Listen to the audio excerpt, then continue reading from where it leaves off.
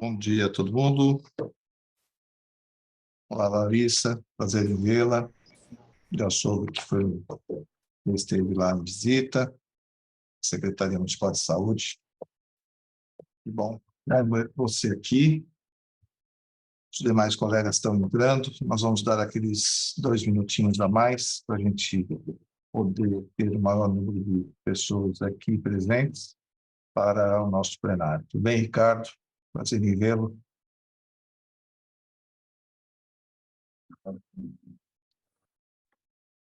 dia.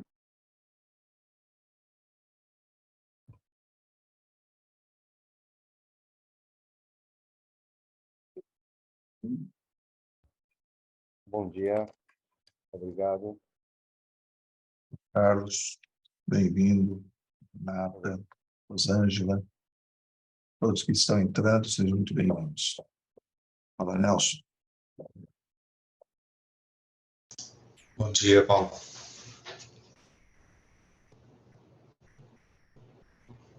Bom, eu acho que a gente já pode dar início, respeitando o horário daqueles que são pontuais e preservando o nosso horário de trabalho também. Benção, seja bem-vindo. Doutora Andréa. Obrigado, Paulo. Infelizmente, ainda estamos nos vendo virtualmente, esperamos aí no futuro, quem sabe. O problema é que o crescimento das Correios, a gente está adotando o virtual, que é mais fácil mesmo. Bom, nosso plenário de hoje, uma plenária ordinária, marcada com tempo suficiente para todos tomarem conhecimento, em nome do professor Dr. Luiz Coelho Kimura, que se encontra afastado por motivos de doença, nosso interino Dr. Ricardo Mendes Pereira, ele continua aqui nos apoiando, o secretário Luciano Digeri, a nossa secretária da Comissão Nacional, e a gente está na assessoria, cuidando aqui da casa, dizer assim, que tange aos processos e atos administrativos, que tange a questão da residência médica no Estado de São Paulo, com a anuência da Comissão Nacional de Residência Médica, aguardando, então, a possibilidade de realizarmos novas eleições. Acreditamos que até o mês de junho a gente possa realmente realizar uma eleição ou pelas resoluções futuras a serem lançadas ainda, ou então pela resolução antiga, adotando os modos. Mas, por enquanto, a gente está aqui fazendo esse acompanhamento com vocês. Muito bem. Hoje nós vamos tratar de alguns pontos importantes. Nós vamos começar pelas pautas. Então, assim, muito de orientação aos senhores e também alguns informes da Comissão Nacional. Havia um tempo, e a gente realmente preserve os meses até março, de forma que a gente possa efetivar as matrículas em todo o estado, em todas as residências médicas no país, e por isso nós estamos realizando a primeiro plenário agora em abril, trazendo já. O tempo não para lá em Brasília, a Comissão Nacional se reuniu nos meses de janeiro, fevereiro, março, tivemos plenário da Comissão Nacional, mas aqui poupamos aos senhores algumas questões por conta do próprio período letivo. Nós vamos tratar desses assuntos, e para começar eu gostaria de citar principalmente a questão do cronograma. Alguns não têm sido feito. Em janeiro de 2023 foi aprovado o cronograma de reuniões da Comissão Nacional. Para aqueles que estão chegando agora, é importante salientar que as reuniões da Comissão Nacional elas ocorrem mediante análises dos processos pela Câmara Técnica. E isso tem um rito processual. Então, aquele cronograma que está lá, vocês veem datas como em verde, em vermelho e em azul. Então, a resolução 0 de 4 de fevereiro de 2021 traz o tempo necessário para que os processos sejam analisados. Então, quando se solicita uma transferência, aquilo não é um meio formal apenas. Aquela solicitação formal das transferências deve se dar através de documentos constituídos e colocados todos de uma só vez no e-mail, para que a gente possa colocar pela apreciação da Câmara Técnica. Então, as datas em verde, que são 15 dias antes de cada plenário, e até aquela data, então, os documentos são recebidos, tramitados na Comissão Nacional, e aí colocados no plenário seguinte. Por isso que são 15 dias antes. Esses encaminhamentos dos processos no SEI, Sistema Eletrônico de Informação, são esses que vocês tramitam por e-mail. São respostas de denúncias, são respostas de transferências, ou são documentos de solicitação de transferências, as consultas retiradas da supervisão, inserção de médicos residentes, supervisão, suspensão de atos autorizativos. Todos esses documentos estão colocados, então, até 15 dias antes, porque eles passam para a Câmara Técnica e a Câmara Técnica, então, pauta no plenário, com os devidos encaminhamentos. Então, é assim que funciona a Comissão Nacional. Em vermelho são as datas dos processos eletrônicos, que são os instrumentos de avaliação que são tramitados via sistema da Comissão Nacional.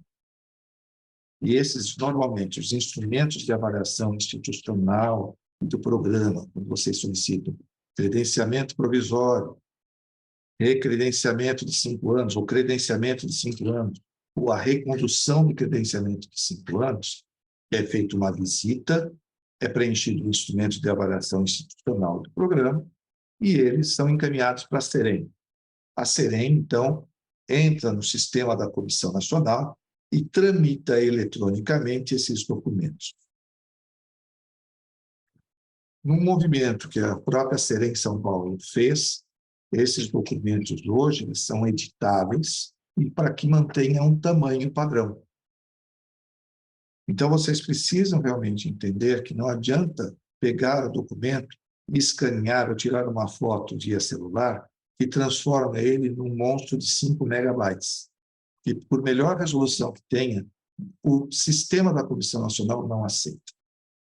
Então, por isso, nós criamos esse instrumento de avaliação institucional e de programa, um por programa, que deve ser preenchido por quem está sendo visitado, tramitado para que o delegado saiba, conheça a informação, e, após a visita, ele vai preencher os campos e nos enviar. As datas do plenário em azul são aquelas em que a Comissão Nacional, então, terá a sua súmula formalizada. Para quem não sabe, ontem já foi publicado a súmula do mês de março. Acabamos de comunicar a todos isso também. Percebam que são 120 processos aproximadamente que são analisados pela Câmara Técnica, que é feita por algumas pessoas, e de São Paulo, quem faz é Bahia, Minas Gerais, aqui quem faz dos outros estados aqui sou eu, a doutora Luciana, que buscamos aqui dar cabo das situações. Isso cabe a cada um, 20 processos mais ou menos, entre atos autorizativos e súmula para a gente resolver. Então, guardem isso. www.gov.br, MEC, PT-BR, Residência Médica. Este local aqui é onde vocês terão acesso a todas as súmulas, todos os atos autorizativos, toda a legislação da Comissão Nacional. Esse é o novo site do MEC, que está funcionando agora de forma adequada. Paulo, desculpe Programas te em interromper. exigência. Eu não sei se você está projetando algo, mas nós não Eu estou estamos sem vendo essa slide. apresentação. Muito bem, muito obrigado por lembrar, porque eu estou sem apresentação. Vocês não falam. Apresentação, compartilhamento. Vamos lá. Cadê? Que eu coloquei tanta telinha aqui.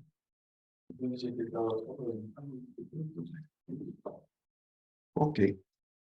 Então, desculpa, eu vou voltar só aqui, só para vocês acompanharem. Aqui está a pauta, né? Acho que todos estão vendo agora.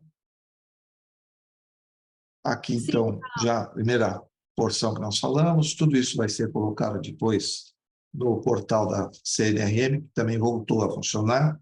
Para quem não sabe, serensp.com.br é o nosso portal. Essa apresentação vai estar lá, se for possível também, a nossa plenária. Já que eu gosto que a plenária vocês participem, porque isso propicia a gente tirar dúvidas ao final. Programas em exigência por unidade da federação. Também foi solicitado pela Comissão Nacional que os programas de supervisão exigência, vocês buscassem regularizar a situação. Existem programas em exigência há muitos anos.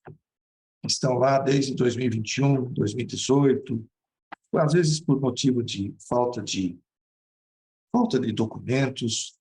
Então, foi solicitado. Só que não adianta mandar apenas o documento dizendo regularizamos a situação.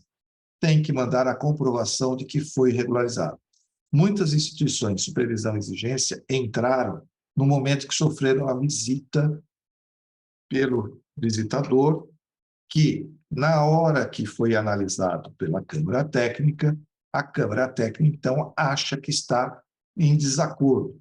Um grande momento de desacordo é o número de horas dedicadas quando se coloca no PCP. E aí, a Comissão Nacional, ou melhor, a Câmara Técnica, diz o seguinte: regularizar a carga horária dos cenários de prática. Por quê? Porque chegam alguns absurdos, atingir a 3.600, 4.200 horas práticas, mais 1.200 de teoria. Juntando tudo isso dá 5.800. Está errado. Então, todo mundo sabe que é 2.880 por ano, de 10% a 20%, e de 90% a 80% de teoria. Isso significa que, na parte prática, se nós pegarmos 10%, terão 280 horas e 6 horas semanais, 280 horas anuais de teoria e 2.592 horas de prática, distribuída pelos cenários em 48 semanas. Muito bem. Para isso também tem um filmete lá na serensp.com.br para quem quiser ouvir a questão de horas. Mas é importante que muitas dessas supervisões e exigências é porque a Câmara Técnica decidiu colocar exigência para regularizar. E, às vezes, fica lá durante 2 anos sem sequer documentação. Cabe a Coreme, coordenador de Coreme, olhar. Se a minha está em exigência, qual é o motivo? Vocês receberam uma documentação. O motivo é falta de documento. Qual documento? Carga horária errada. Vamos fazer essa carga horária e colocar e mandar para a Comissão Nacional e, com isso, pedir a solicitação no assunto retirada da supervisão exigência. É assim que deve ser encaminhado. Para qual e-mail? cnrn.documentos@mec.gov.br. Peço que enviem com cópia para a Serem São Paulo, porque a Serem São Paulo tem o seu representante em todas as plenárias da Comissão Nacional. E se nós não sabemos, muitas vezes chega lá e a Câmara Técnica tem alguma dúvida. É importante que a gente acompanhe os processos. Por isso, nós pedimos que encaminhe com cópia para serem.sp@gmail.com. Quando vocês estão em supervisão e exigências e que esteja escrito necessidade de visita pela Serem São Paulo,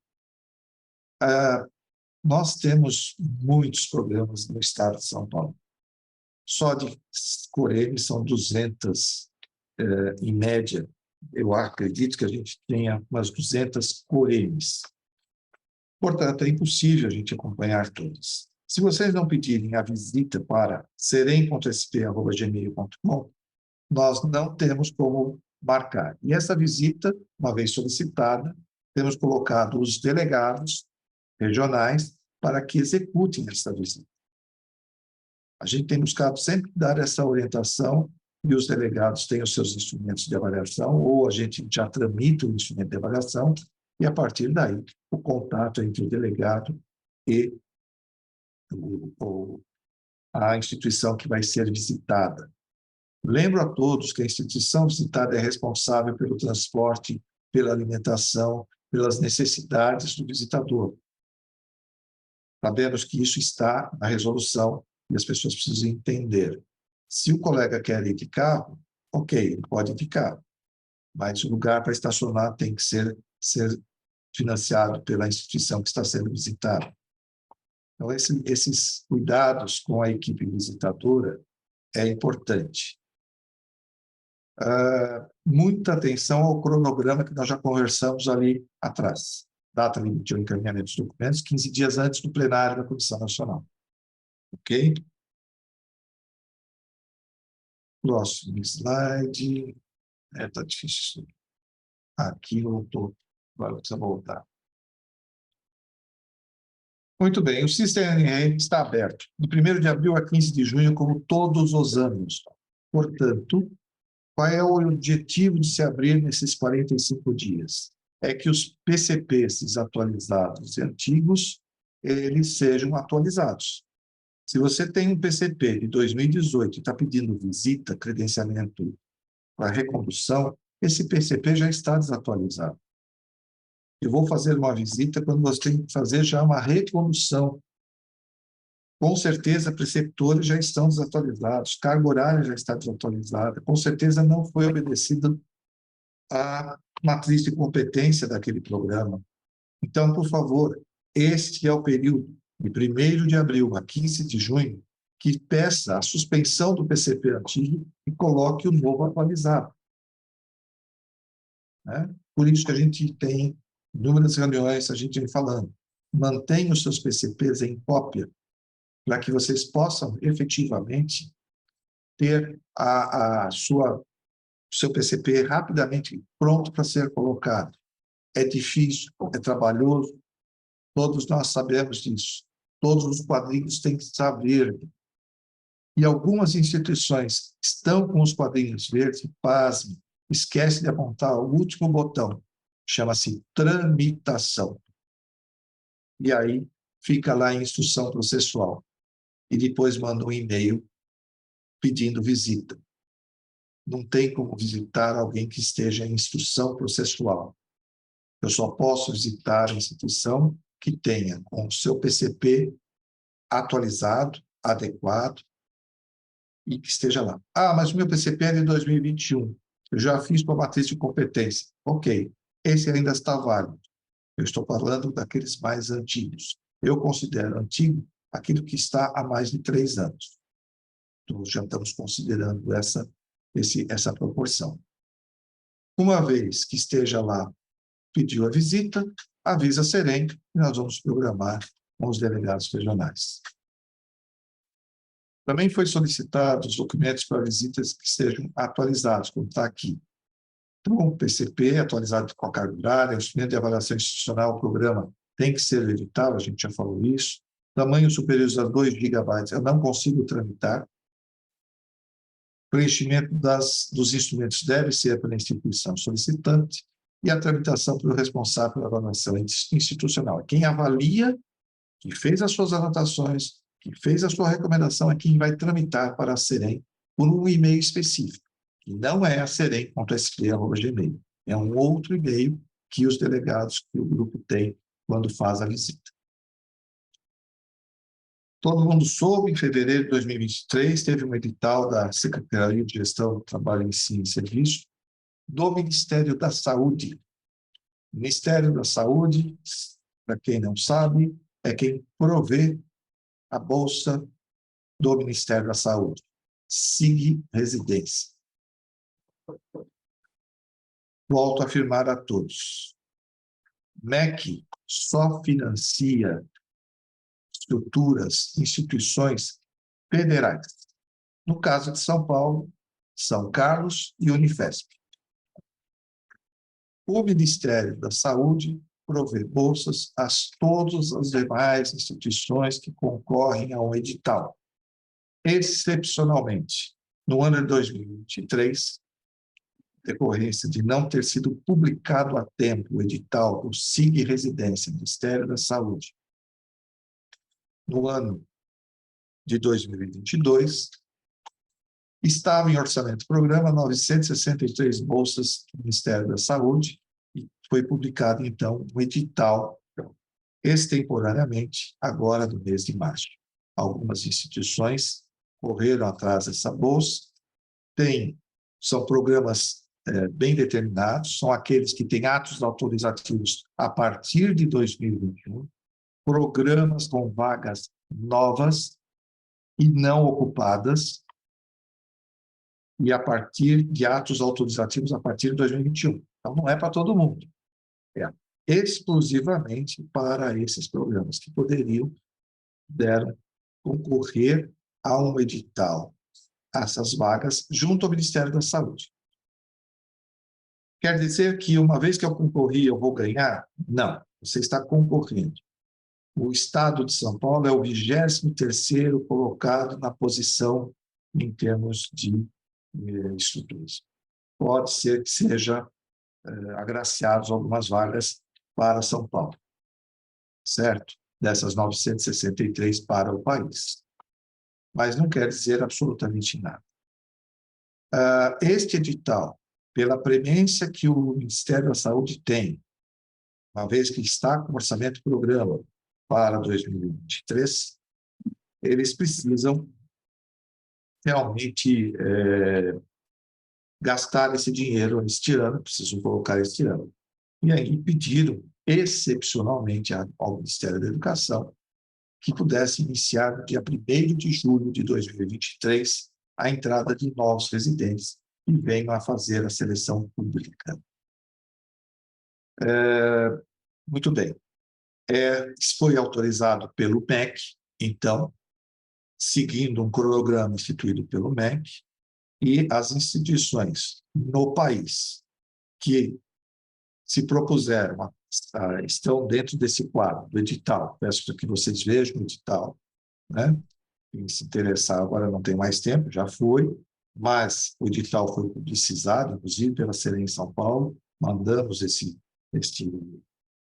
e-mail a todos que tivessem interesse, e tinha lá uma necessidade de uma carta do secretário estadual ou do secretário municipal.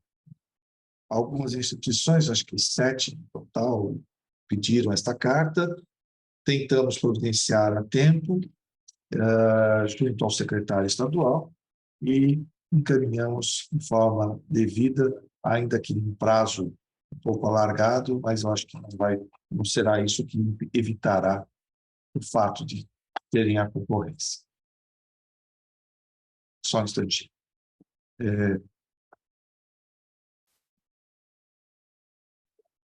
Silêncio. A porta está bem aqui na minha porta.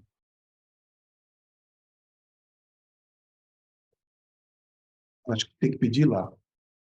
Muito bem. Isto feito, acho que todo mundo teve acesso.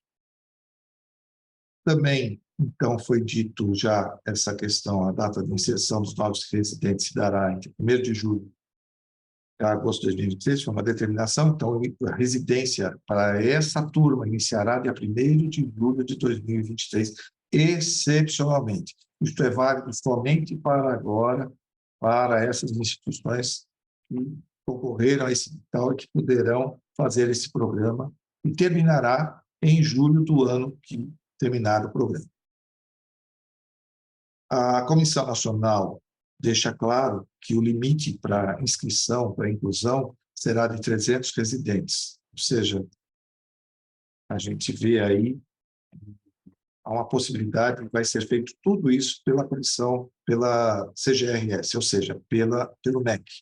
Não será inserido pelas correntes. E a instituição deverá encaminhar o nome, CPF, instituição, programa e data de início quando eles forem agraciados. Estou dando isso apenas como um informe aos senhores. Vale muito para aqueles que estão concorrendo. Então, aqueles que abriram, estão concorrendo a esta vaga de bolsas junto ao Ministério da Saúde. Também foi feito outras solicitações do plenário em fevereiro de 2023, os programas sem residentes ou instituições com PCP em instrução processual. Por favor, peçam o arquivamento e abram um novo PCP. Estamos no período, como eu falei, entre 1º de abril e 15 de junho.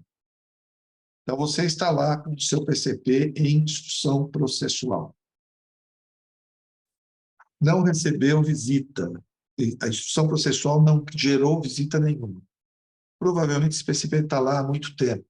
Retirem ele, peçam para que ele seja arquivado. E coloquem outro se vocês têm interesse de ter um novo programa realmente. E aí tramitem. Uma vez tramitado, irá com status credenciamento provisório, e aí visita. Comunica serem.sp@gmail e marcaremos a visita para vocês. Os PCPs parados em outros estados, parado significa, estão lá parados há mais de 2, 3 anos. Né?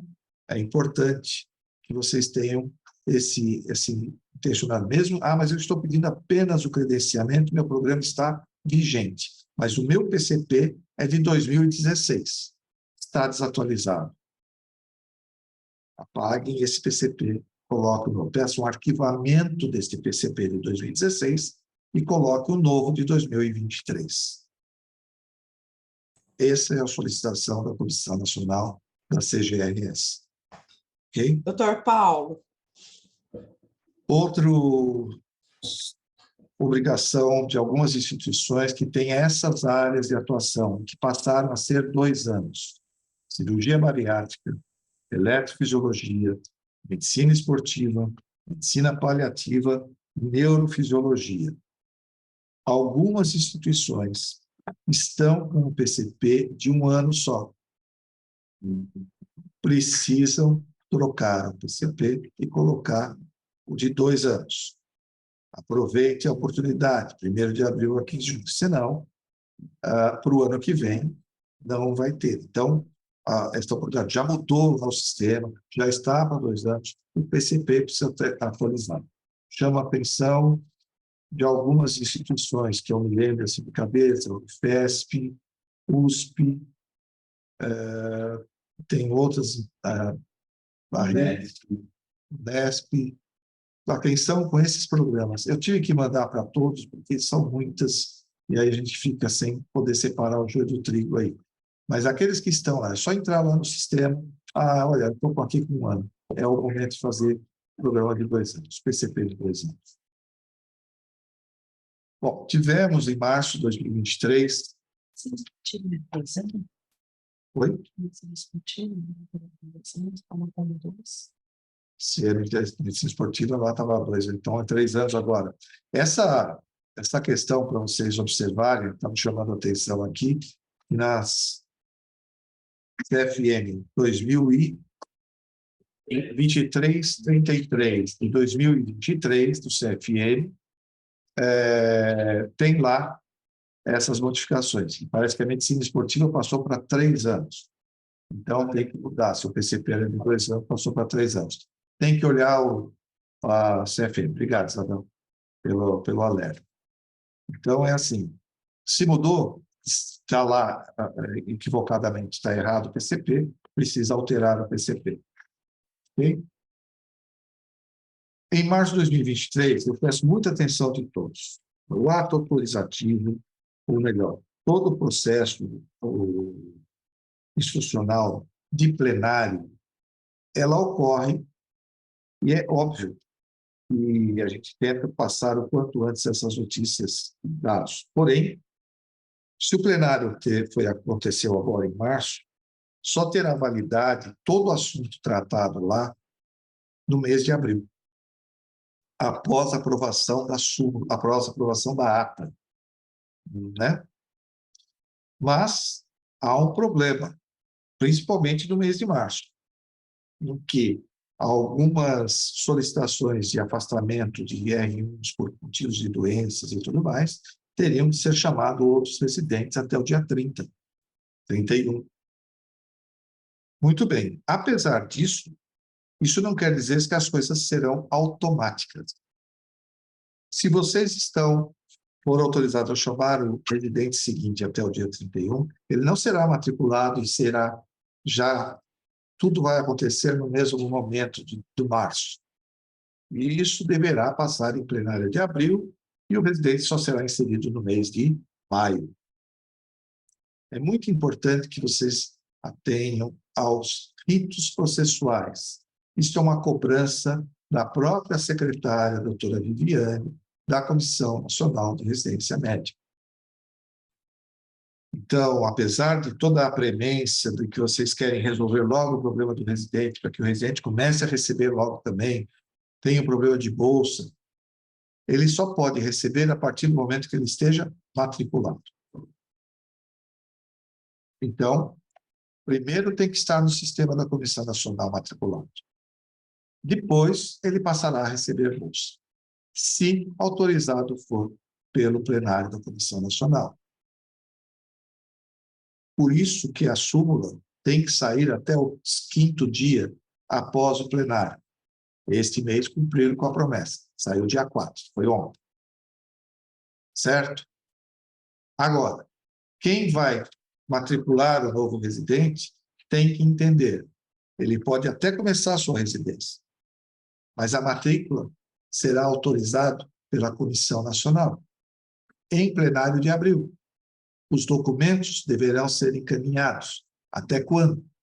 Até 15 dias antes do próximo plenário. Observe a importância desse cronograma, que está bem visível na sala do coordenador da Correio. Porque se mandar faltando só 14 dias, vai para a plenária de maio. E o residente ficará mais 30 dias sem receber.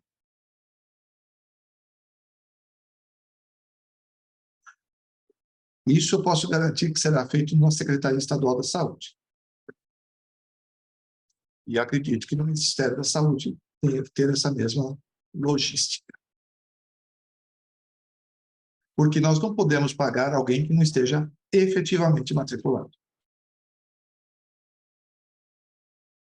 Muito bem. Algumas questões foram colocadas e que eu vou apresentar aos senhores, porém, por favor, compreendam todos. Foi algo colocado em plenário, que sairá em súmula, ou melhor, em ata, apenas no mês de abril após a aprovação, mas que foi aprovado nesse plenário.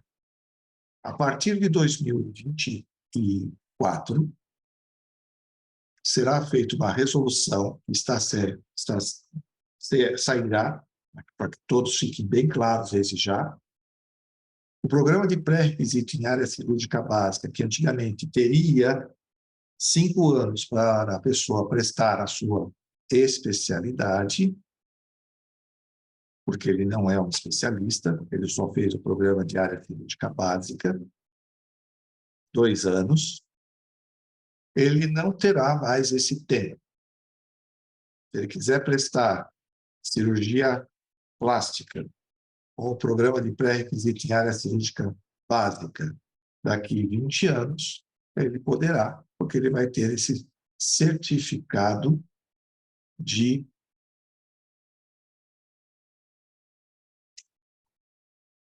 Mônica Dias está solicitando o controle remoto da sua tela, está recusado. Não sei quem é.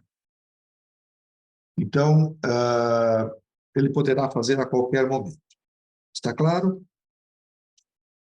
Um detalhe muito importante também, resolução SEREM de regimento interno vai ser pautada para apreciação em abril de 2023. Isso foi um dado colocado nesse plenário, que eu tenho grande esperança de que a gente possa ver a resolução da SEREM sendo aprovado já desde abril, o que possibilitará uma realização das eleições no mês de junho, já que eu tenho que soltar com 30 dias antes. Mas tudo isso foi conversado em plenário, peço desculpas pelo plenário, mas com certeza a gente terá essas novidades aí, na questão do programa de pré-requisito em área cirúrgica básica, que não vai ter mais prazo de validade, e a resolução diferente de regimento interno, já pautados na...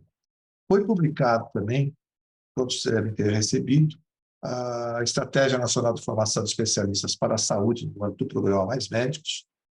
Foi publicada a resolução 2330, que é essa que fala que medicina esportiva passou para 3 anos. Ela tem uma interface direta com a minuta da nova 02/2006. Tem alguns pontos que deverão ser revistos, e segundo o CFM, isso será revisto ainda nesse semestre, porque tem coisas ali que precisa ter a anuência, porque isso é feito por uma comissão tripartite, né, que é CFM, a INB, deveria ter um representante da Comissão Nacional, porém, não foi possível, nesta primeira reunião, a presença da Comissão Nacional pela inexistência ainda de uma pessoa indicada. Consequentemente, tudo isso será revisto. Quem for ler esta resolução da Comissão Médica de Especialidades, a 2330/2023, tem alguns pontos ali que precisam ser melhor analisados pela Comissão Nacional de Residência Médica. E outra que saiu foi a resolução que fala da titulação de especialistas no Brasil, da residência médica e credenciamento de instituições. Que é a aplicação de uma nota técnica 01/2023. Essa nota técnica, para quem não teve ainda contato, diz o seguinte: nenhuma especialização, independentemente de sua carga horária total e forma de organização, ainda que utilize termos como os moldes da residência médica, ou pautada nos padrões da residência, ou conteúdo especializado para a residência, poderá utilizar o termo residência médica, restrito por lei 6932/81, aos programas reconhecidos e credenciados pela Comissão Nacional. A única especialização que fornece ao seu término título de especialista necessário para o requerimento e emissão do registro de qualificação de especialista é a residência médica credenciada no sistema da Comissão Nacional de Residência Médica.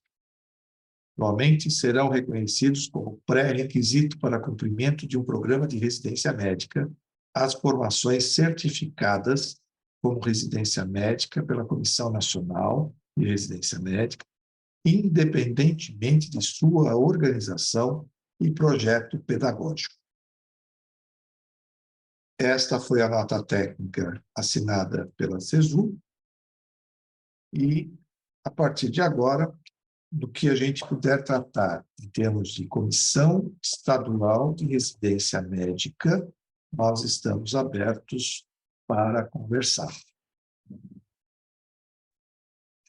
Doutor, Podemos começar. Luiz, pode abrir o seu microfone, por favor.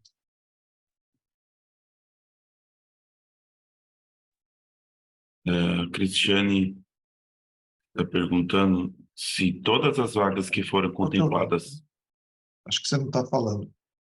Microfone. Está falando aí? Tá sim, Paulo, dá para ouvir. Tá. Ok, pode falar. Todas as vagas que foram contempladas pelo edital devem ser disponibilizadas em um dos 7 obrigatoriamente? Sim.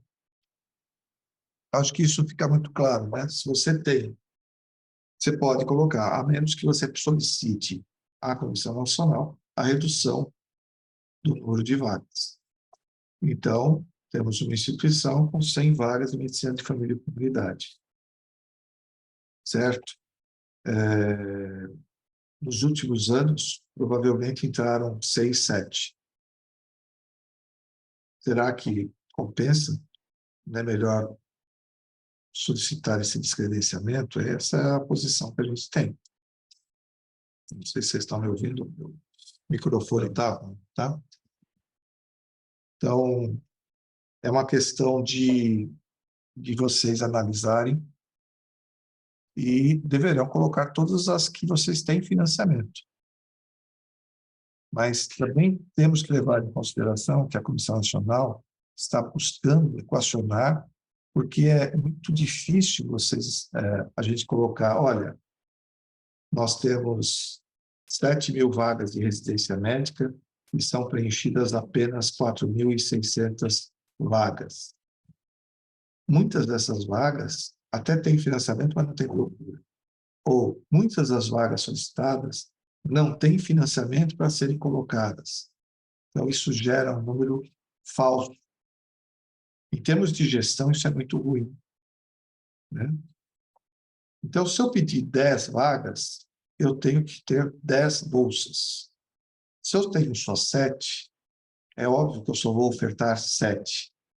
Portanto, eu preciso pedir para a Comissão Nacional que mude o meu ato autorizativo, vamos ser honestos com nós mesmos, que eu só tenho competência para 7. E se eu não tenho financiamento para as 10, eu nunca vou ofertar 10. Ah, mas é que o ano que vem eu posso concorrer ao Ministério da Saúde. É uma posição. É uma forma de ver, só que isso gera uma ociosidade de vagas. Em termos de gestão, é mais fácil pedir aumento de vagas quando você tiver. Ah, mas quando eu tiver isso autorizado. Sim, mas você tentou um ano. No segundo ano você não vai conseguir. Eu acho que fica muito difícil. Eu entendo que a posição de alguns colegas seja de aumentar o meu número de vagas. Mas se eu não tiver financiamento, a gente não consegue prosseguir.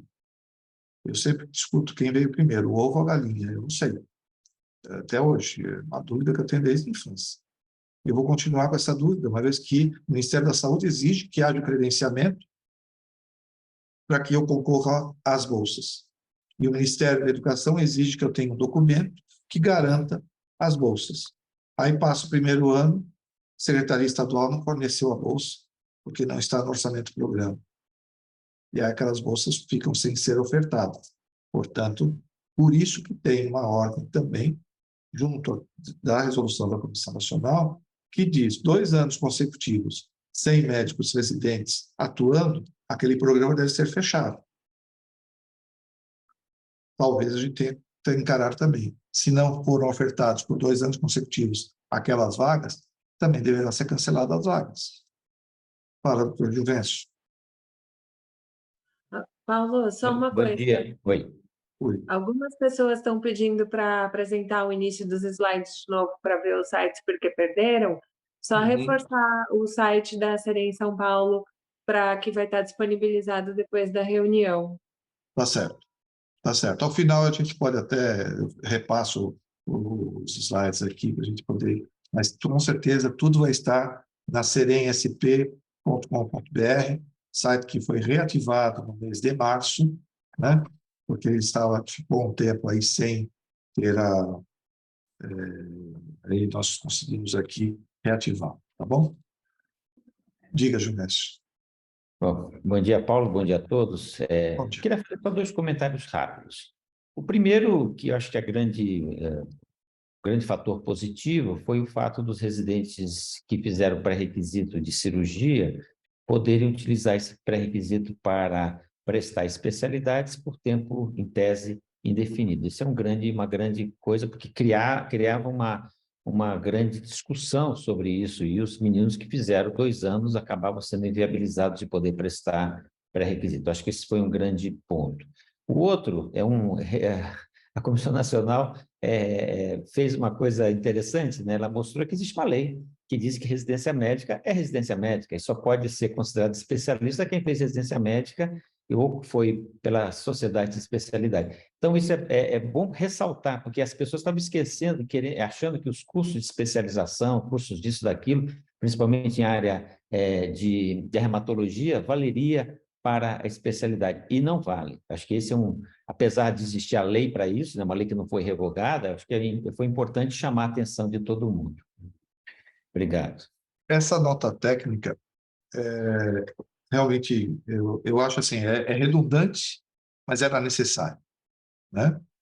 Todo mundo acompanhou, existia uma empresa que começou a gerar aí programas à semelhança da residência médica, com 2.880 horas anuais, com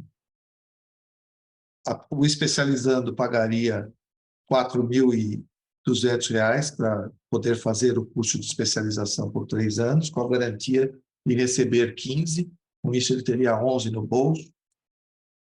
Outros cursos que prometem cursos de finais de semana, todos também sabem que existe, às vezes de anestesia, às vezes são cursos de especialização de não sei quantas horas, sem qualquer... e aprovados pelo MEC, são cursos de especialização aprovados pelo MEC, mas que não têm nenhuma qualificação. Outra questão que cabe aí, isso é uma coisa que a gente precisa entender, é que com isso a sociedade também de especialização vai ter um movimento. Entendo eu que isso é futuro, né, das sociedades especialistas. Eu acho que importante é garantirmos a formação do residente aos modos de residência médica. Acho que esse é um compromisso que nós, todos aqui que estão aqui presentes, têm, né? Desde os administrativos, aqueles que acolhem esse processo. É muito importante. Residência médica é um ato que eu tenho que, enquanto coordenador, enquanto supervisor de programa, saber da minha responsabilidade de chancelar aquele profissional como especialista. E isso decorre desde o administrativo até o coordenador da colheita. Fixar que o ato autorizativo é dado pela Comissão Nacional e que cabe a ela fazer a fiscalização e a SEREM, como instância auxiliar, fazer essa fiscalização, que é o que a gente busca, que a gente tem buscado fazer isso de uma forma um pouco mais atuante nos últimos anos. Então, tudo isso estamos caminhando, levando para um processo de regularidade dos programas de residência médica. Mas, para isso, eu preciso contar com o apoio do Benço, do Renato, do Ricardo, do Hilton, do Laércio, desse grupo de profissionais, do André Bottoni, que está aqui com a gente, todos vocês que fazem realmente as visitas em contraponto, né? Eu preciso da Vera Koch auxiliar lá o grupo da Universidade da Unifesp, o Unifesp fazer da USP, o Hospital do Servidor Público fazer da Secretaria Municipal de Saúde, a Secretaria Municipal fazer de Campinas, e assim a gente vai montando esse cenário, né? Esse cenário que foi idealizado pelo professor Kimura, que a gente apenas foi o caminho de fazer as questões mais burocráticas executivas. E a gente continua contando. Quando o Ricardo assumiu, eu falei, o colega que deixou para ele a bucha lá na região, eu falei para ele, falei assim, olha, você pode sair, mas você continua sendo um delegado, continua sendo um braço da SEREM. Quem sai não pode simplesmente dizer adeus para a residência médica, né? Mesmo, mas eu estou agora na graduação, não tem problema. Você continua sendo uma pessoa com experiência que pode ajudar a nós, a SEREM, São Paulo, a manter esse controle dos programas de residência. É isso que a gente espera. Essa colaboração constituída nesses anos. Oi, Cris. Diga. Bom dia a todos. Eu fiquei com uma dúvida. Nós, enquanto Secretaria Municipal de Saúde, nós emitimos algumas declarações para que algumas instituições concorressem ao edital 3 de 2023. E o questionamento que foi feito para nós, eu acho que eu não fui claro no meu questionamento escrito, é se esses programas forem contemplados pelo Ministério da Saúde para financiamento, se essa instituição obrigatoriamente abre essas vagas no dia 1º de julho, ou se ele pode aguardar para abrir essa vaga 1º de março de 24. Não. Esse foi um questionamento que foi repetitivo para a gente. 1º de julho. Se elas forem aprovadas, se o ato autorizativo foi dado depois de 2021, obrigatoriamente, 1º de julho. Não abriu, recolhe. Ok, obrigada. Pelo menos esse é o meu entendimento. Meu entendimento, né? Entendo que tudo isso daí é um entendimento meu. Não dá para você ser credenciado Assim como, isso cabe uma explicação, ano adicional. Recebi um questionamento da USP, 2 dias atrás, né? Tem um ano adicional, foi aprovado em 2021. Mas em 2021, a aprovação foi em dezembro. Então, eles não colocaram, poderiam ter posto, não colocaram em 2022. Teoricamente, se eles não colocaram, certo? Em 2023, o ano adicional, que era especificamente esse era de um ano só, para quem não sabe, saiu a nova ano adicional, agora pode ser 2 anos, né?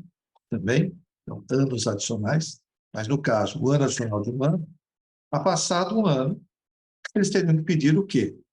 O credenciamento de 5 anos para o ano adicional.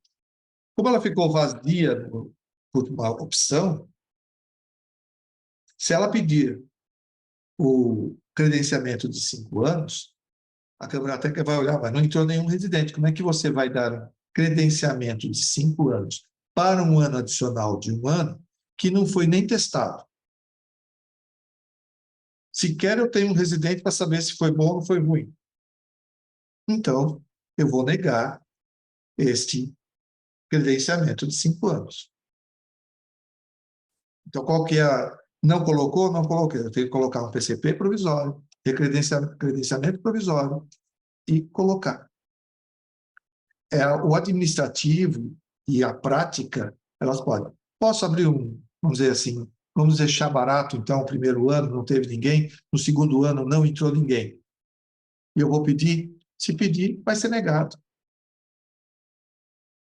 Mesmo com a justificativa, eu não coloquei porque o edital já havia saído, não tive tempo para fazer um novo PCP, um novo seleção pública no ano de 2022. Estou dando exemplos práticos aqui. E aí eu deixei para ofertar no ano seguinte. Aí no ano seguinte não entrou ninguém. Eu posso pedir o meu o credenciamento de 5 anos? Se não entrou ninguém, não pode. Porque se pedir, vai fechar esse programa. É preferível recolher aquele PCP e colocar um credenciamento provisório. É o que diz a lei. Pode mudar? Pode. Eu acho que cabe para o seu questionamento a mesma questão. Foi dado esse ato alternativo porque o Ministério da Saúde está com orçamento, programa, para 2022. Não é para 2023. E eles dependem que gastar esse dinheiro para ter o orçamento para 2023. Se você entrar agora, foi aprovado, e só não colocar este ano, perdeu o Playboy. Está claro? Doutor Paulo, estou tendo alguns questionamentos no chat referente ao processo de solicitação para visita. Então, a pessoa ela abre o PCP e aí ela está em dúvida como que ela solicita o delegado para fazer a visita. Tá. Como eu comentei, vocês quando colocam lá esse status, o status é aquilo lá, credenciamento provisório, agendamento de visita. Isso fica lá no sistema da Comissão Nacional, certo?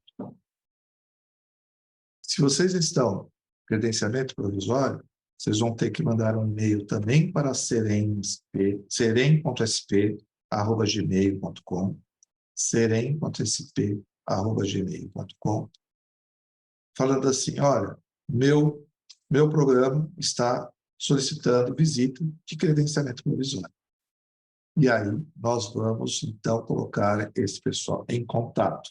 Nós vamos passar um instrumento de avaliação para vocês preencherem, que é um instrumento de avaliação que contém no sistema da Comissão Nacional. Se vocês entrarem lá no manual, vão ver. Só que o nosso, ele é um modelo editável, PDF.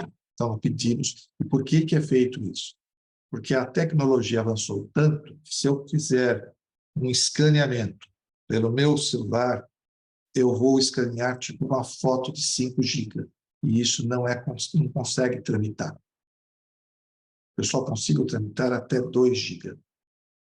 Ainda que a gente consegue tramitar o instrumento de avaliação do programa até 2 GB. Então, às vezes, o colega tem que ter assinatura. Aí eu falando com os delegados que fazem a visita, junto com o pessoal que faz a visita. O colega pega e fala assim, precisa colocar uma assinatura. E uma assinatura é um rabisquinho. Só que ele faz um rabisquinho e tira a foto do rabisquinho. E aí anexa a foto. Pronto. Aquele PCP editável de 700, meio número X, passa a ser um trambolhão de 5 gigabytes. É um monstro que eu não consigo nem tramitar, por causa da assinatura. Eu retiro a assinatura do colega, aí tramita com 500 megabytes. Entenderam a dificuldade qualquer? Tudo porque esse é um documento que tramita via sistema da Comissão Nacional. Problema que muitos aqui conhecem de longa data.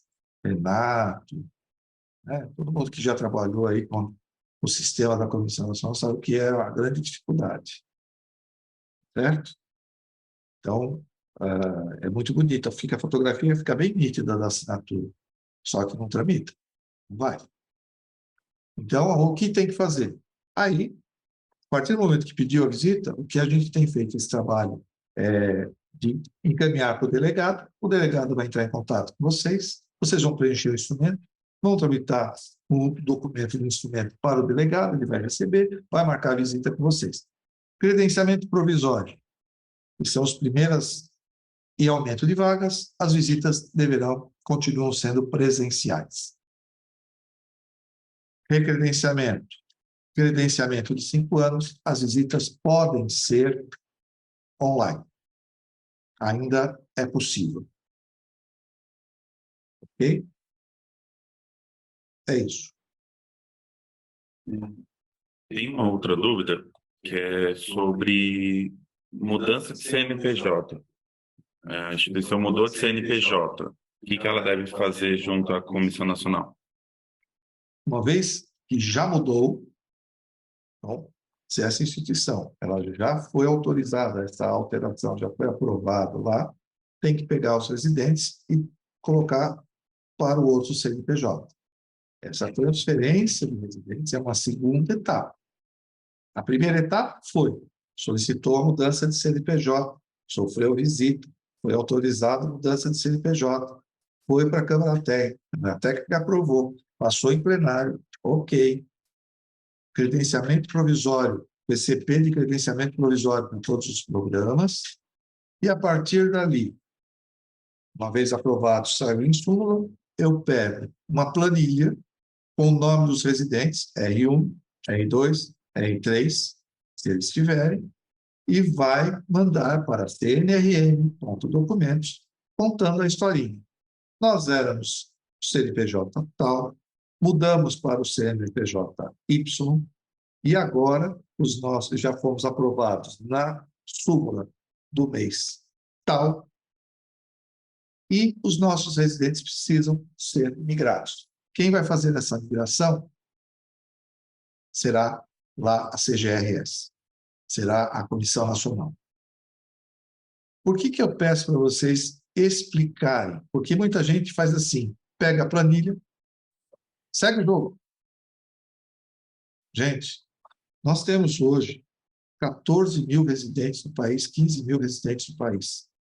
São Paulo está com 5 mil residentes.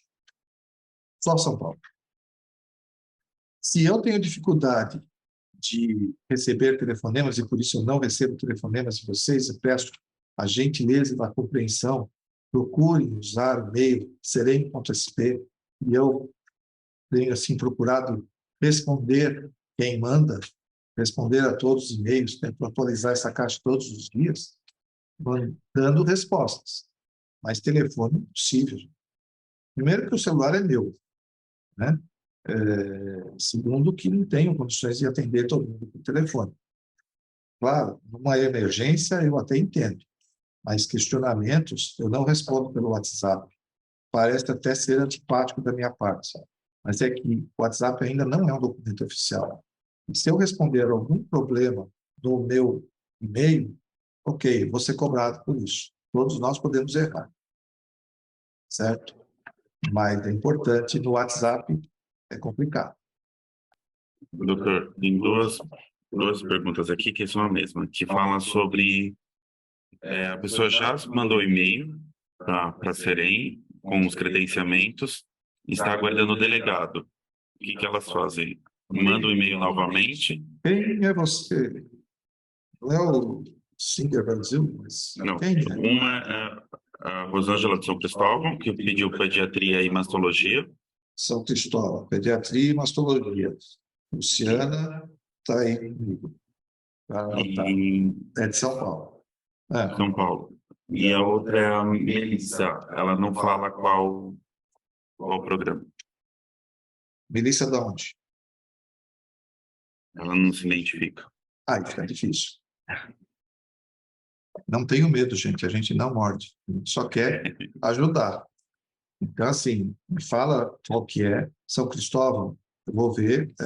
Realmente, São Paulo, nós temos 4, 5. Anotei aqui, São Cristóvão. Então, Luciana já está aqui. A doutora Luciana é uma das delegadas. Como pediatria, tem a Ana Zoner. Mastologia, temos colegas de mastologia que podem ir. Se não tiver ninguém, vou eu mesmo. Não tem problema, a gente faz o que pode. A Melissa de São Lucas, de Ribeirão Preto.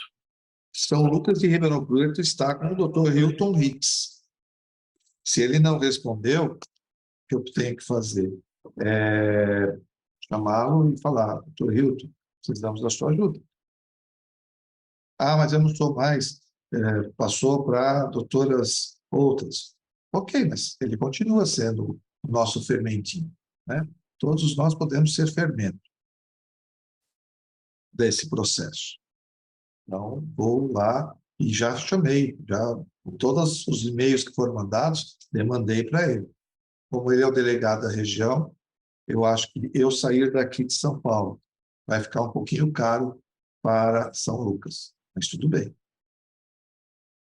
É uma viagem curtíssima. São Paulo, Ribeirão Preto. Certo? A gente está tentando fazer a forma melhor, por isso nós instituímos os delegados regionais. Mas vamos buscar. Se eu não me engano, lá no HC de Ribeirão Preto, o doutor Hilton saiu, e temos 2 colegas que assumiram. E olha, são muito bem-vindos. Acho que Silvana, né? Silvana, e tem mais uma pessoa, vou deixar vocês se apresentarem, por favor. E sei que vocês estão chegando agora, tá? Se o Hilton não passou o bastão, eu vou puxar a orelha dele. Você passa agora, né, Paulo? Oi, gente, bom dia. Nós estamos chegando, somos eu, Silvana e Luciane, aqui no HC Ribeirão Preto. A gente está se inteirando, assumimos segunda-feira.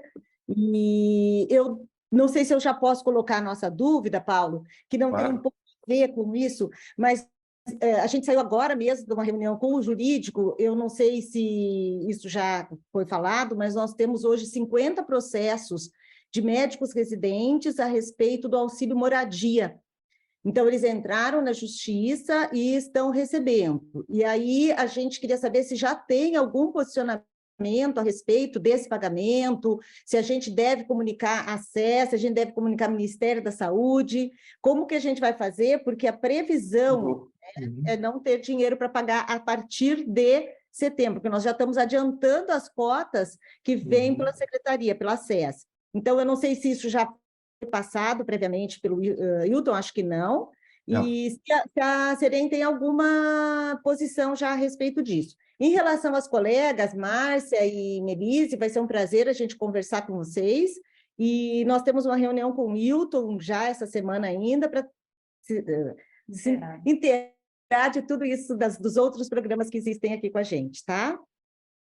Obrigado, Silvana. E assim, é muito importante a gente lembrar o seguinte, ainda não saiu nada em relação à moradia pela Comissão Nacional, aguardamos isso desde novembro, quando foi prometido pelo presidente naquela época, tivemos a transição agora, estamos com uma nova gestão, uma nova direção, não há nenhum posicionamento. Agora, isso precisa ser cobrado de quem precisa tomar providências. Essa pessoa quem é? A Comissão Nacional. Então, o que vocês deverão fazer é acionar, mandar cnrm.documentos com cópia, ou melhor, também cgrs@mec.gov.br, cgrs@mec.gov.br, dizendo exatamente a situação que se encontra, né? Olha, temos tantos, temos isso, sabe o que vai acontecer? Vai acabar a residência. Por quê? Porque não há, qualquer um de nós aqui tem consciência disso. E que se hoje o Estado de São Paulo, a Secretaria Estadual de São Paulo, tem um gasto de 300 milhões só com o pagamento de bolsas dentro do Estado de São Paulo, se nós tivermos aí o que eles estão exigindo, 30% da bolsa, que também é um absurdo, né? Isso vai onerar muito o Estado de São Paulo. Ninguém tem posição para isso. Nem nós, nem o Ministério da Saúde. Né? Temos que também lembrar que nós somos apenas fornecedores da bolsa. Nós pagamos a bolsa. Quem pede para nós a bolsa foi a instituição. Na verdade, quando uma instituição pede que a gente financie, porque há interesse da Secretaria Estadual pagar o residente. Agora, a exigência da moradia, que vem da Lei 2011, por um processo equivocado, uma lei que veio de uma MP 562, e que lá dizia moradia para quem necessita, estou falando aqui meio que sem lembrar muito bem os termos, mas era para quem necessita, conforme regimento, isso tem lógica. Agora, bolsa para todos, não tem lógica. Só que vivemos hoje num país que tudo é judicializado. O que está escrito na lei é verdade. Eles têm direito à moradia. Mas não há recursos para pagamento a todos os residentes. Né? É o que diz. Há um movimento junto da Comissão Nacional. Houve um momento que não tinha movimento nenhum, agora está havendo um novo movimento para termos uma solução para isso. Mas isso interfere, não é só a Ribeirão, interfere em todo o país. O Ministério da Saúde hoje é o maior provedor de bolsas financiadas aqui para a residência médica. Maior do que qualquer um, né? Financia bolsas para o mundo inteiro, para o país inteiro. Então, se eles tiverem que também arcar com isso, não sei. Ah, mas a Secretaria Estadual é outro bolsão. Então, hoje, o que a gente pode é pagar bolsas. Moradia, tem que achar esse recurso. Aonde que é? Não é na SES. Não é aqui, na SER, na Comissão Especial de Residência Médica. Tem que ir lá no secretário mesmo e falar, está acontecendo isso. O dinheiro tem que vir de outro lugar, não é daqui. Mas Paulo, o entendimento é importante. a própria legislação fala que a responsabilidade do pagamento da moradia é da instituição responsável pelo programa de residência. Exato. Não é pela Secretaria Municipal de Saúde, não dá para o Ministério da Saúde. É a instituição responsável pelo programa que fornece a moradia. Exato. Então, e aí a instituição que é da Secretaria Municipal de Saúde, aonde que vai buscar? Vai buscar dentro da Secretaria Municipal de Saúde, né? É óbvio. Mas é de outro lugar, não é da questão da Comissão Municipal de Residência. É na porta do prefeito, na porta do governador. É o quanto ele quer realmente não ter aquele programa. Quanto que aquilo é importante para eles. O que é importante, a gente não tem discussão. Ok. Agora, como fazer isso acontecer hoje, não temos solução, não. E junto à Comissão Nacional, quanto mais batermos lá, talvez a resposta venha mais rápido. Porque só eu sozinho levantar a mão, a Luciana levantar a mão, parece que não tem reflexo nos outros. É engraçado. Mas tem uma explicação para isso. Nós estamos aqui, 40% dos residentes se formam em São Paulo. Perfeito. E isso vai ser um movimento que vai se disseminar. Com certeza. Eles estão ganhando. Todos os 49 que entraram na justiça tiveram ganho da causa. Então, eles estão recebendo esses R$ 49.200 de auxílio moradia. E isso vai se disseminar, porque um vai contando para o outro, e em breve nós vamos ter isso em todos os movimentos de residência. Então, eu convoco aqui todo mundo, não só Ribeirão, mas a gente mandar para a Comissão Nacional de Residência Médica e a gente pedir aí uma forma de solucionar esse problema, porque vai falir, não tem dinheiro para pagar isso de auxílio moradia para esse número de residentes que os serviços têm. Diga, Renato. Então, eu só queria fazer uma complementação dessa informação em relação ao auxílio moradia. O ano passado, quase que nos últimos 2 anos, na verdade, a gente vem tratando esse assunto, até foi um subcomitê dentro da Serem que capitaneou isso.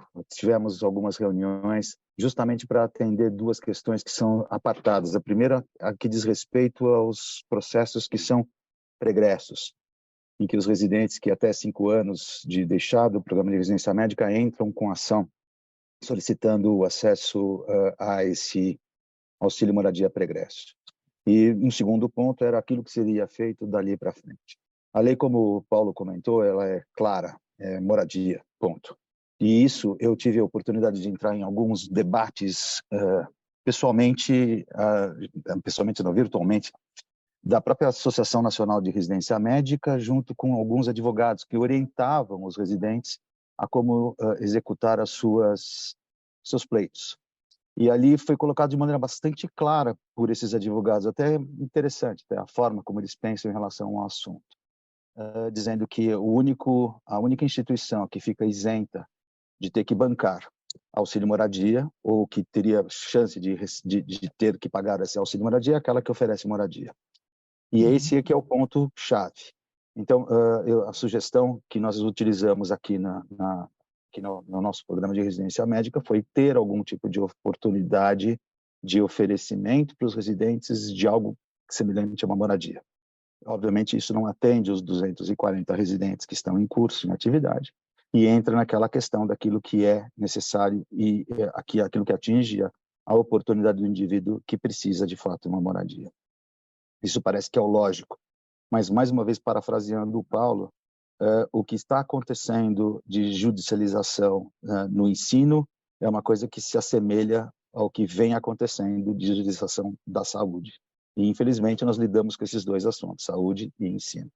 Então, a gente tem que ficar muito atento, porque as decisões são decisões muitas vezes descabidas.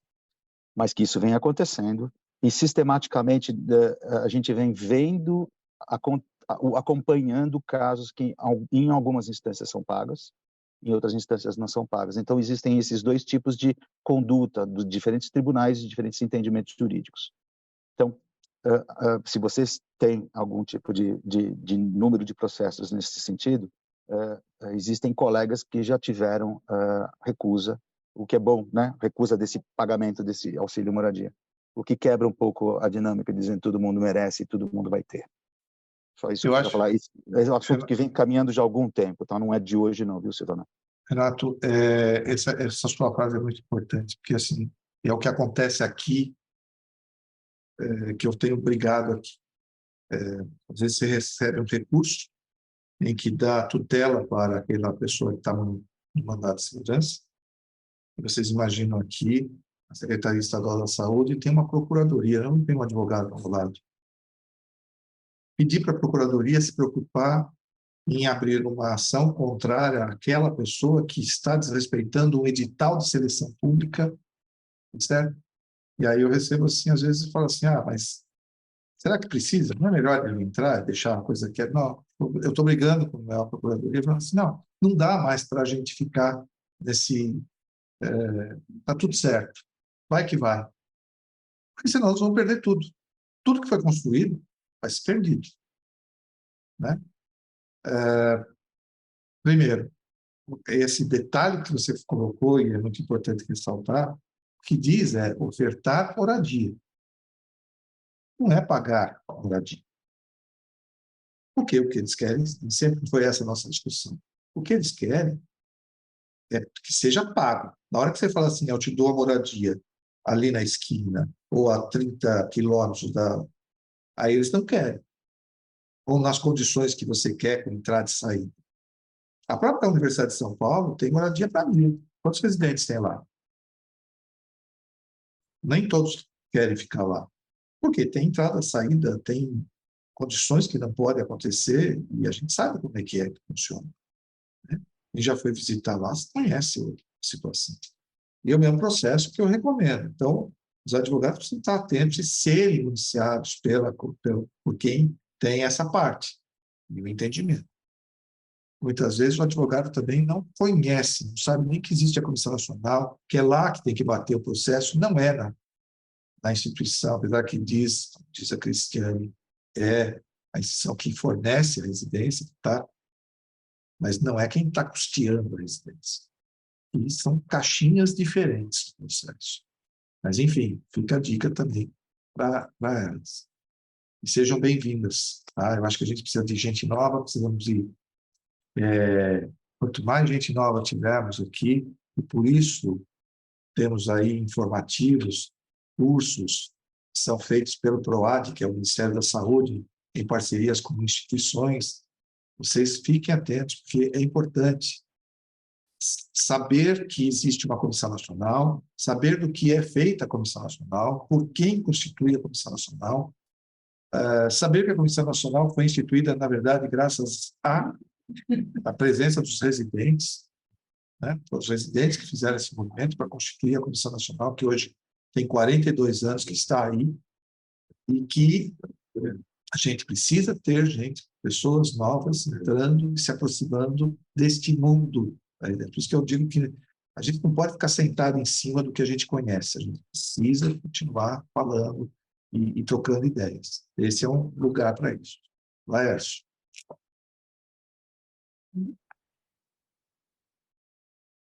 Vocês me ouvem bem? Eu estou sem microfone. Perfeito. Perfeito. Essa questão da moradia foi extensamente discutida por todos nós. A Serem teve uma participação importantíssima aí, criando aquele fórum, discussão entre pessoal também entre nós e os advogados. Desde então, nós tivemos um problema que para nós foi muito sério. O Paulo sabe, o Kimura sabe, nós entramos em contato também com a Comissão Nacional de Residência Médica, escrevemos um ofício para eles. Eles demonstraram muita preocupação, porque nós colocamos que justamente estava em risco a residência na nossa instituição. Tem 500 vagas, 503 vagas.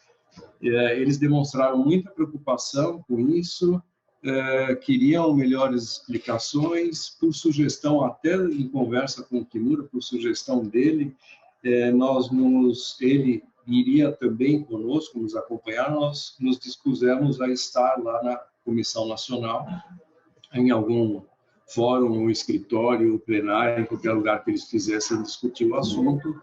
E aí nós tivemos também a transição do governo e parou tudo, né? Não teve continuidade. Mas nós estávamos perdendo todos os nossos processos, na época já eram 15 praticamente, nós estávamos perdendo todos. O nosso hospital mudou o escritório. Nós estamos, a partir da mudança do escritório, tendo algumas vitórias. Nós criamos um instrumento também, um regimento interno que nós não tínhamos, e isso era uma grande fraqueza para nós, pela fala dos juízes. Nós criamos esse instrumento interno, que nós vamos testar agora, a validade dele ou não, porque também pode ser derrubado pela justiça, dizer que não vale. Mas nós estamos analisando alguns números também a partir dessa criação. Eu acho até interessante que vocês tenham uma noção. Nós tivemos entrada de 171 novos residentes agora, destes 139, 141 abriram mão. Então, a grande maioria foi apresentado a todos eles a possibilidade da moradia, com alguns critérios financeiros, socioeconômicos e financeiros, e 141 deles abriram mão, não querem, não têm interesse. Então, o maior percentual de residentes que entraram aqui conosco já não demonstraram interesse. O escritório de advocacia disse que este é um instrumento muito importante. A recusa da moradia disse que seria um instrumento muito importante na defesa. Então, nós passamos a ter esse documento também. E daqueles que demonstraram interesse, que foram 32 residentes que demonstraram interesse, elegíveis pelos critérios que nós instituímos, foram apenas 4 elegíveis. Os outros não são elegíveis. Então, a partir desse documento que nós criamos, por orientação desse escritório da advocacia, que conseguiu reverter alguns casos, inclusive, nós estamos, agora vamos ter esse ano de testagem disso, né? Se funciona ou não, aqueles que eventualmente no meio do caminho tem prazo, inclusive, né, para ter o aceito da moradia, aqueles que eventualmente no meio do caminho dizem, não, agora eu quero, e entram no processo. Então, nós não sabemos o que vai dar, mas nós tivemos um céu absolutamente negro no ano passado, e agora está começando a clarear para nós. Só queria passar essas informações, essa experiência, que acho que pode ajudar os colegas. Importantíssima a sua colocação. A gente já tinha colocado isso já nos anos anteriores, que a gente coloca isso, inclusive, no nosso edital, né, de seleção pública da questão, e o regimento interno é fundamental, que traga critérios claros e que tenha a anuência do residente que foi ofertado isso na sua matrícula. É um depoimento muito importante. E acho que os documentos devem ser compartilhados, tá? Acho que seria até legal, não sei se é possível, aí a própria comissão, já ainda existe essa comissão, poder compartilhar e até a gente observar o movimento. Eu acho que a Comissão Nacional ela tem que ter a escuta para isso. E a escuta só vai ter através de vocês. Volto a dizer, eu sou o ouvido da Comissão Nacional, a gente leva, mas a pressão feita pelo grupo, eu acho que é fundamental. Então, todos vocês que estão ligados aí, fazer essa moção é importante. Se eu conseguir algumas coisas junto à Comissão Nacional, foi quando eu oriento vocês a abrirem recurso ou consulta. Consulte a Comissão Nacional, porque eu posso até querer dar o meu palpite, mas é palpite. Eu não posso falar para a Comissão Nacional, que é decidida por um plenário de 13 entidades, de 13 pessoas que representam a instituição. Nós, da Serem, somos apenas a interpretação. Quando a gente tem uma interpretação já formada pelo plenário, é muito bonito, é legal, é fácil a gente falar. Né? Mas se eu não tenho, eu só posso dar um palpite. Fica o entendido aí para vocês. Então, assim, está com dúvidas, claro, pode procurar. Se eu falar assim, consulte a Comissão Nacional, CGRS. Só assim a gente vai ficar batendo na porta de quem tem que falar. Ok?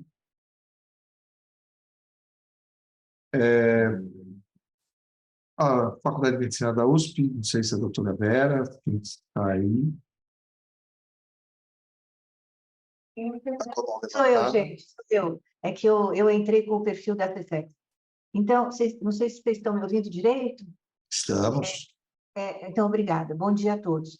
Eu queria dar uma notícia até que boa. Nós sempre tivemos, como você mencionou, moradia. E, sob o aconselhamento do Kimura, inclusive, quando começou a surgir essa questão, nós introduzimos no nosso edital a nossa moradia e as condições de avaliação socioeconômica no sentido da gente preencher as vagas, entendeu? Então, existe uma seleção socioeconômica e isso está no nosso edital há alguns anos, graças à orientação do Kimura. Nós recebemos também processo em relação à moradia de residentes que já não estão na casa. E, por enquanto, tivemos a boa notícia que ganhamos todos. Por quê? Porque nós tínhamos a moradia desde sempre e nenhum dos residentes que pediu, que entrou com recurso, havia concorrido à moradia. Então, é uma coisa extremamente estranha, né? Você disponibiliza a moradia, Você tem um processo aberto, você sabe quem prestou, quem não prestou esse concurso, quem entrou, e nenhum dos que pediram havia pedido moradia. Então, na verdade, por enquanto, nós ganhamos todos. Então, eu acho que a orientação que a gente pode dar é que quem tem essa possibilidade, introduza isso no edital e, pelo menos para o futuro, essas causas estarão possivelmente ganhas. É isso que eu queria colocar, espero que eu tenha ajudado. Obrigado, doutora.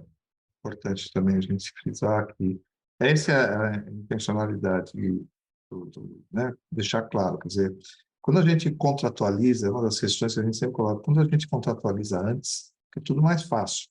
É claro que ainda assim tem a lei, mas em questões jurídicas fica mais defensável o processo. E fica claro, você tem evidências de que muitos estão com má fé, eu diria, na questão desse processo. Fernando? Boa tarde a todos. Meu nome é Fernando Pinho, eu estou aqui representando a Coreme do Instituto Prevent Senior e eu queria tirar uma dúvida de uma situação, para mim, inédita, com uma residente que a gente teve no mês passado. Então, eu tenho experiência com residentes desde a Santa Casa de 10 anos, agora na Prevent Senior, e a gente tem um programa de cirurgia endovascular e angiorradiologia. Ele é um programa que ele é feito estritamente em ambiente de hemodinâmica com contato com radiação. E uma das nossas residentes que entrou esse ano, ela começou e no mês de março ela engravidou. Então, ela engravidou, então assim, ela não pode frequentar o ambiente da hemodinâmica, ela não pode ficar no local onde a residência se passa, a residência não tem outras atividades, a não ser visitas eventuais nos pacientes internados que são operados na hemodinâmica, então ela não tem como cursar a residência dela com o mínimo aproveito do que a gente tem a oferecer para ela. A gente fez uma solicitação, na verdade a gente já fez uma consulta na Coreme Nacional e a gente fez uma solicitação do que poderia ser feito e eu só queria trazer para a discussão aqui para confirmar se é isso mesmo, se tem alguma coisa a mais que por um acaso a gente não esteja fazendo. A orientação que a gente teve é que não existe a única forma que assegura a vaga do residente por mais de um ano é exército, né, que é conhecimento de todos. Segundo a Comissão Nacional, situações especiais podem ser analisadas na plenária, isso enviado. Então, o que eles nos orientaram é chamar o próximo, encaminhar para eles uma carta de afastamento da residente solicitando o afastamento, uma análise da situação, uma carta do residente que vai ocupar a vaga, ciente de que ele está ocupando e ele sabe que isso vai passar por uma avaliação da Comissão Nacional, e uma solicitação nossa do que a Comissão Nacional pode nos autorizar de adiamento. Se essa residente ela tem o direito de ficar um ano afastada e ter essa vaga assegurada, ou se apenas o Exército teria essa prerrogativa, entendeu? Então, é mais por isso a discussão e dúvida de tirar essa dúvida. Fernando, não tem discussão, né? A orientação foi dada pela Serem São Paulo. Serem São Paulo sou eu, atualmente, me incrível que pareça. Então, essa discussão foi feita e realmente é essa a orientação mesmo. No caso, ela é impossível ela frequentar. E, se eu não me engano, esse caso passou já na plenária do mês de março. Exatamente, não passou. Porque se não passou, vai passar no mês de abril. Porque o negócio, a gente respeita exatamente o calendário, né?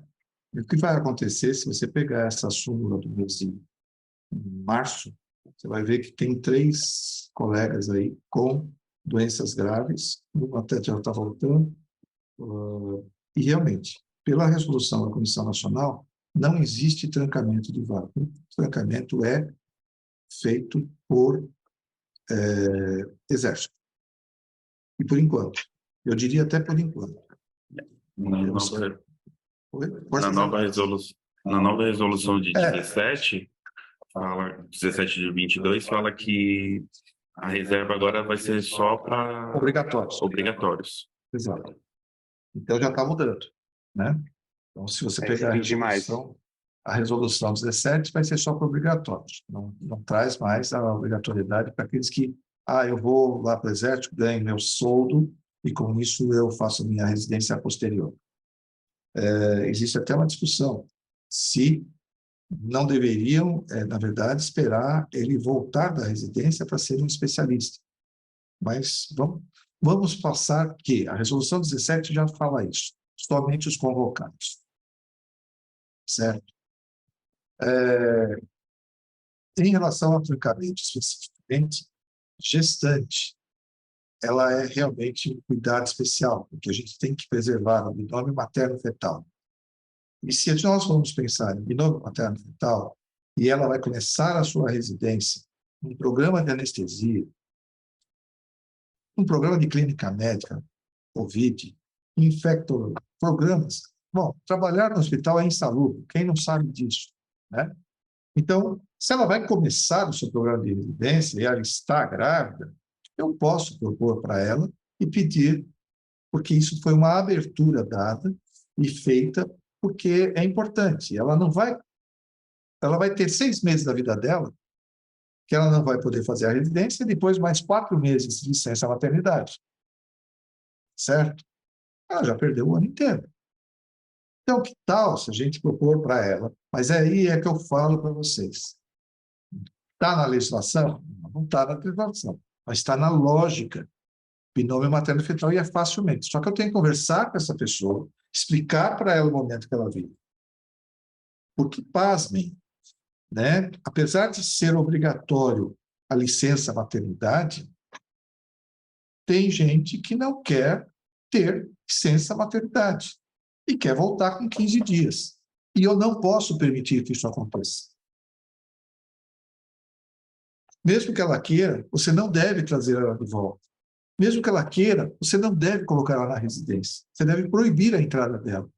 E, claro, você vai fazer um contrato, né, o que a gente chama de contrato. A Corene faz um contrato com essa menina que vai pedir a anuência da Comissão Nacional para que ela volte no ano seguinte, porque é preciso que ela não venha. Mas eu preciso explicar tudo isso para a Comissão Nacional. Olha, fulano de tal, então vocês já fizeram isso, nós já tramitamos esse documento, passou por mim, eu conversei com o Hazuki sobre isso, né? Nós encaminhamos sobre isso.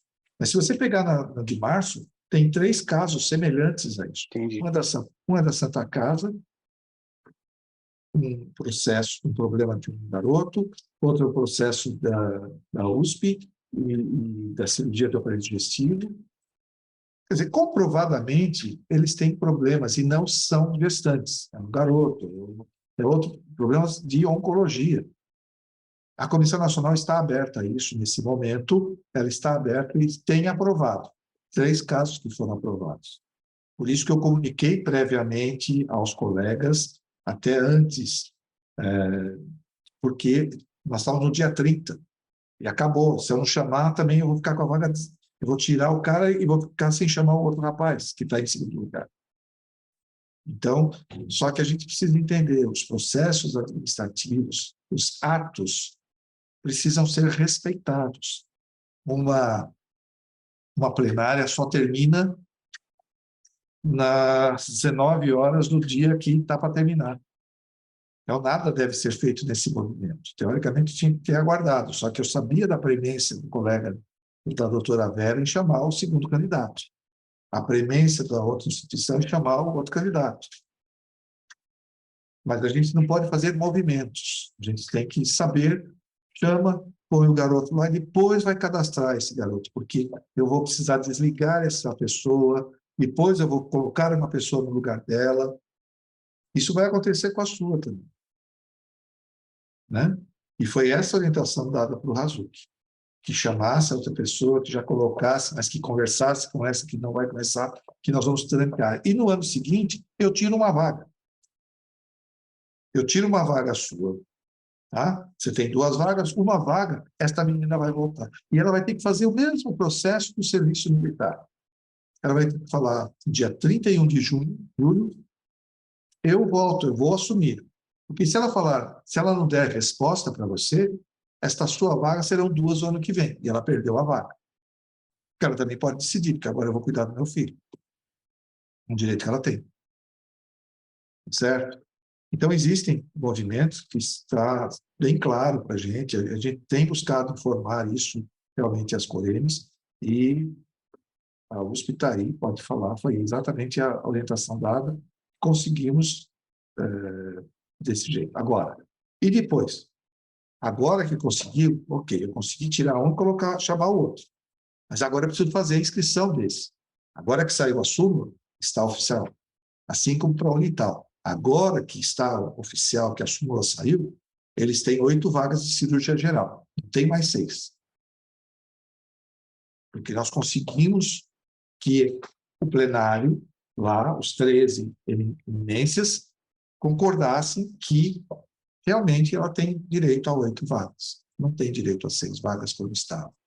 Então, agora nós vamos provocar o quê? A inscrição, a matrícula efetiva desses 2 a mais, que vai ser aprovado em abril. Isso impede que ela esteja fazendo a residência? Não. Pelo contrário, elas têm que começar a fazer a residência. E tudo isso tem que ser comprovado para a Câmara Técnica que eles estão cursando desde tal momento. Está claro? Está claro. Mas é importante, Fernando. Isso é muito bom que você tenha colocado para o pessoal entender. Estamos trabalhando dentro de um fórum de legalidade, de atos que vão sendo feitos. Eu chamo de processo, pode chamar de processo de trabalho, pode ser, mas todos têm que ter essa compreensão. Né? E é muito legal. Quanto mais gente tiver essa compreensão, agora não dá para fazer, não, eu já vou chamar, eu não vou registrar a ata, eu não vou fazer contrato nenhum com ela, porque ela é boa gente, ela é legal, ela vai compreender, entendeu? Aí muda o e-mail que você pede para ela mandar, ela some, ela não volta, você fica com uma vaga a menos. Então, a gente precisa entender, hoje a gente vive, não é só o jurídico trabalha com as nossas falhas. Nós é que falhamos. Aí eles vão exatamente pegar o pelo em ovo, com todo respeito aos advogados, como você que fala. Tem para o bem e para o mal. Estão ali para usar os artifícios para defender você. Fala, Renato. Obrigado.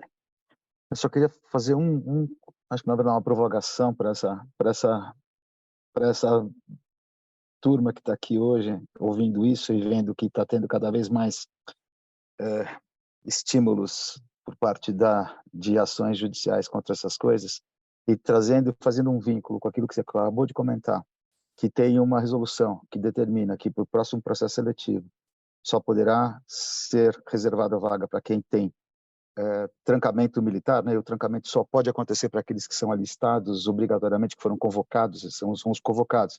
Isso diz respeito só aos homens. Sim. E a gente está enxergando uma quantidade que não é pequena de mulheres egressas das faculdades de medicina que querem executar suas tarefas no Exército. E eu acho que não estou entrando no mérito, nem estou fazendo discussão de valor. O detalhe é, enfrentaremos questões semelhantes a essas do ponto de vista jurídico a partir de 2024. Talvez seja interessante a gente já alertar, ou pelo menos fazer o nosso papel como braço estadual da Comissão Nacional de Residência Médica, para a Comissão Nacional de Residência Médica entender que eles precisam olhar com um pouco de carinho para isso, porque isso afeta a ponta, afeta nós, cada um de nós, cada um dos programas de residência. Eu diria, Renato, que a gente deveria fazer o seguinte: se o residente entrou, ele faz a residência e vai cumprir a sua obrigação militar a posteriori como especialista.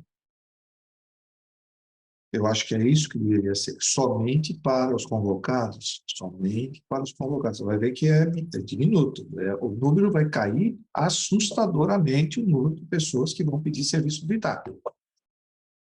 Mas, na minha opinião, o serviço militar vai ser feito após a especialização, e, se eu não me engano, isso está na Constituição. Mas é uma questão ainda de ser analisada. Era para ter está sendo formado alguns grupos de trabalho para isso, e eu acho que isso vai ter que voltar à tona. Nós tínhamos até uma resolução já meio que encaminhada para isso, tá? Porque eu sou um defensor disso. Você entrou na residência, ok, então você pede lá para o seu comandante o seu afastamento e você vai voltar já como especialista na área de cardiologia, E olha que legal, você vai poder até receber egressos da Faculdade de Medicina convocados, que você vai poder orientar, que você vai poder trabalhar, que você vai ter sob seu tutela, comando. Quem sabe ali saem outros cardiologistas, outros futuros intensivistas, e assim a gente constrói. Isso seria mais, na minha visão, né? Como eu falo, na minha visão, lusitana, meio que piramidal, certo? É cristiano. Já estamos caminhando para o final, tá, gente? Doutor Paulo, só aproveitando que estamos discutindo alguns assuntos pontuais específicos, nós fomos autorizados na última plenária a retornar uma residente no próximo ano por motivo de doença. Ela tem uma questão de doença que, no nosso ver, talvez não se resolva até março, e aí minha dúvida é, não se resolvendo até março, como fica o trancamento, o afastamento desse profissional, dessa residente? Por exemplo, chegando em março, o médico dela entende que ela ainda não está em condições de voltar. Eu retomo de novo com a Comissão Nacional a solicitação de prorrogação de mais um ano? Eu acho que é plausível você fazer, porque se ela não tem em março, ela não conseguiu nada. Então, tem que repetir. E as justificativas estão nos documentos que você tem, né? Aquela do Campo Limpo, que vai voltar no R2, vocês tiveram sorte, né? Porque é uma vaga que estava aberta. Porque senão seria uma vaga extra, certo? É essa menina que você está falando, né? Que foi autorizada para retornar. Pois é. É justamente essa a minha dúvida, porque se ela não retorna, eu não tenho vaga de R2 aberta para o próximo ano. Aí, eu tenho que solicitar uma vaga extra e também o trancamento dela, novamente? E bolsa extra. Porque aí vai ser mais um complicado. Você tem a vaga, você pede, consegue. Eu tiro uma de R1 e ela fica como R2. Beleza. Em vez de ter 8, vai entrar 7 de R1 e você vai ter 9 de R2. Até aí, o problema é o financeiro, que implica no orçamento do programa. Apesar que você vai ter deixando de pagar um R1 e vai pagar um R2 a mais. É uma forma da gente analisar friamente e rapidamente, né? Às vezes vocês colocam umas coisas que a gente precisa refletir melhor, mas é um caminho. Não, a dúvida é só se eu posso prorrogar o afastamento por mais de 12 meses. Ou mais de... 12 meses. Para a doença não tem tempo. Para a doença não tem tempo. Enquanto ela tiver atestado, ela tem direito e nós temos o dever de acatar. Era sobre isso, obrigado. Tá? Desculpe interromper, e gestação? Porque uma dúvida que a gente estava com essa nossa residente, assim, ela vai ter a chance de voltar. Só que ela vai ganhar neném em dezembro, para ela voltar. Volta em março. Aí ela vai querer dar nova. Aí ela vai ter 4 meses. Né? Fernando, só para você entender, tem coisas também que a gente não tem resposta para tudo. Agora, você vê, ela ganha neném em dezembro. Ela tem 4 meses. Ela vai voltar em abril do outro ano. A pergunta, todo respeito, mas acho que ela não queria fazer residência. É o que a gente acha, mas em nenhum momento ela desistiu, pura e simplesmente para facilitar todo esse processo, entendeu? Pois é. Então, é uma questão que a gente seria tem... a resposta mais essa fácil conversa dela. Essa conversa precisa ser feita com ela e explicar. Olha, o que é a residência médica? O que você entende como isso? E ela já né? Não é um programinha, é um programa, certo? O programa dela é angioradiologia, né? A gente teve essa conversa com ela. E a gente esperava que da parte dela tivesse Agora, ela está esperando que os 4 meses vai ser quebrada. Não pode. Ela vai voltar 4 meses depois. Aí ela pede mais 70 dias. Se vocês forem empresa cidadã, você é obrigado a dar. Se você não for empresa cidadã, você não é obrigado a dar. Não sei se todo mundo compreende essa conversa que eu estou tendo agora com você. Sim. E que é a empresa cidadã? Empresa cidadã é um programa federal que eu, enquanto instituição, concorro lá, ganho, sou empresa cidadã, então eu tenho direito à retenção, o imposto não vai ser retido, e eu sou obrigado, então, a dar essa coisa. Agora, hospitais, secretaria estadual, alguém aqui é empresa cidadã? Não, ninguém. Nós não somos empresa cidadã. Nós não concorremos a isso, não temos isenção de impostos. Consequentemente, eu não sou obrigado a dar qualquer 60 dias, a não ser que eu me condoa com essa, porque ela teve um prematuro, tudo bem. Aí são questões especiais. Aí você, ok, voltar. Só que esses 60 dias, querida, você não vai receber bolsa. Você vai receber bolsa 60 dias quando você voltar aqui para adquirir as suas competências. Enquanto isso, você não receberá bolsa. Mas é um direito que ela tem de pedir os 60 dias. Sai, mas não recebe bolsa. E por que não recebe bolsa? Porque a residência médica instituiu que são 12 bolsas. Exceto a Secretaria Municipal de Saúde, que graças a Erundina, ex-prefeita de São Paulo, instituiu que o residente tem 13º e 30% a mais nas férias. Mas os demais, 12 bolsas. 12 bolsas por ano. Programa de 5 anos, 60 bolsas. 3 anos, 36 bolsas. E que ele deverá cumprir com a carga completa para adquisição de competências. É isso. Ok? Mas vai ser um perrengue. Precisa conversar com ela. Realmente é um... Porque os 4 meses, ela está esperando que você... Ah, não, eu volto no 3º mês, eu volto no 2º mês. Sem licença. Alguém mais? Podemos encerrar? Acho que mais alguma coisa? Obrigado mais uma vez. Eu espero que a gente tenha aí respostas futuras aí. Se tudo correr direitinho em junho, abril, maio, junho. Estamos em abril já. A gente fará uma outra plenária, talvez até com o processo eleitoral já em ativo. Tá bom? Obrigado mais uma vez a todos. Bom almoço para quem puder almoçar. Até mais. Tchau, tchau. Tchau, tchau. Boa tarde. Boa tarde, tchau. Tchau. Tchau.